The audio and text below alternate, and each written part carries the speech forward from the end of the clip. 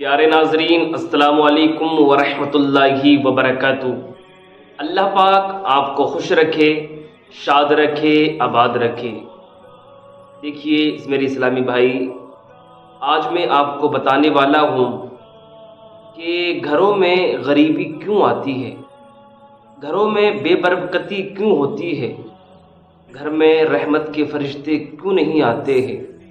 آج میں انشاءاللہ الحمدللہ آپ کو 3 باتیں ایسی بتاؤں گا، اگر آپ نے اس پر عمل کر لیا تو آپ کے گھر میں برکت ہونے لگے گی، آپ کی کمائی میں برکت ہونے لگے گی اور آپ کی خیر و برکت ہوگی انشاءاللہ۔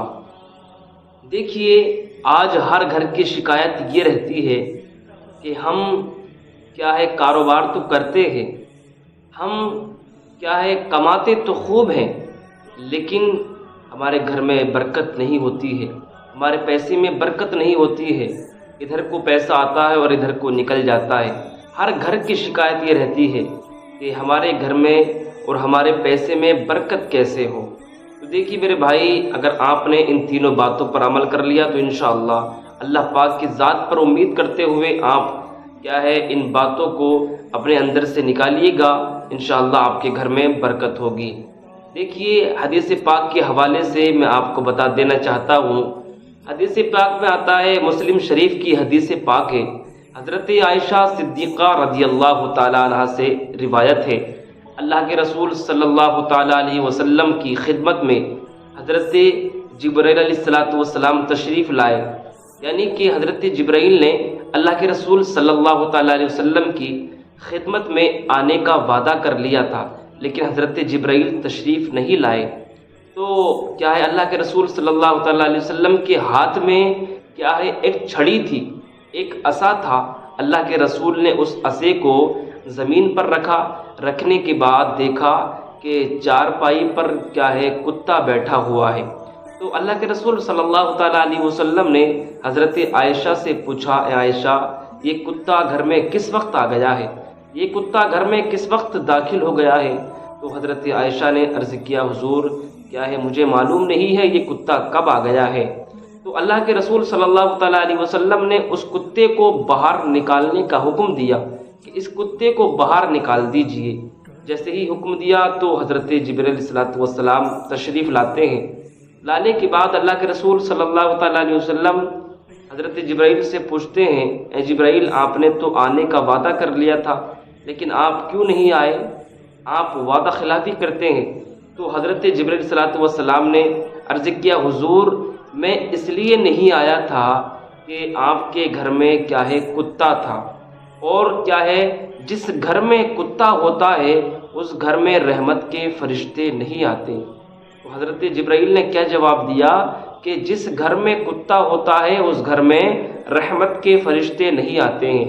دیکھیے میرے بھائی، بہت سے ہمارے گھروں میں کتے پالتے ہیں، تو کتوں کی جو کتوں کو پالا جاتا ہے وہ گھر کی حفاظت کے لیے پالا جاتا ہے یا کھیتی باڑی کی حفاظت کے لیے پالا جاتا ہے؟ تو اگر کتا اس نیت سے پالا جاتا ہے تو درست ہے، اس میں کوئی حرج نہیں ہے، پال سکتے ہیں۔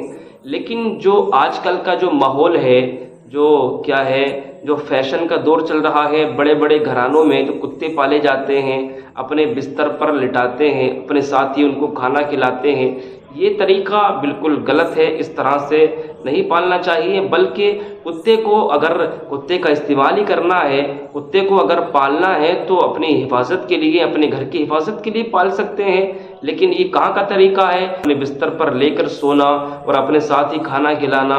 تو بتانے کا مقصد یہ میرے بھائی کہ جس گھر میں اس طرح کا ماحول ہو اور کتا گھر میں رہتا ہو تو اس گھر میں رحمت کے فرشتے نہیں آتے ہیں، اس گھر میں بے برکتی ہوتی ہے۔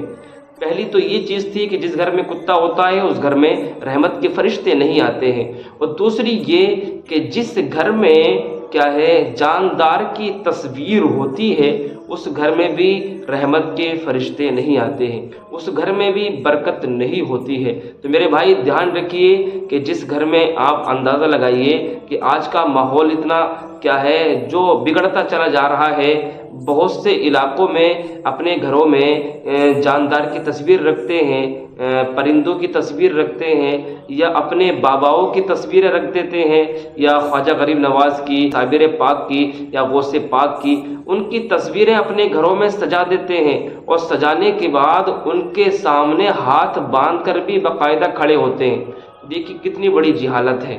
میرے بھائی آج سے ہی آپ توبہ کر لیجئے، اس طرح کی حرکت بالکل نہ کیجیے۔ اگر آپ کے گھروں میں کیا ہے جاندار کی تصویر اگر لگی ہوئی ہے تو اس کو بالکل کیا ہے ہٹا دیجئے، ایسا کام ہرگز نہ کیجیے۔ اس سے گھر میں کیا ہے برکت نہیں ہوتی ہے، اس سے گھر میں رحمت کے فرشتے نہیں آتے ہیں۔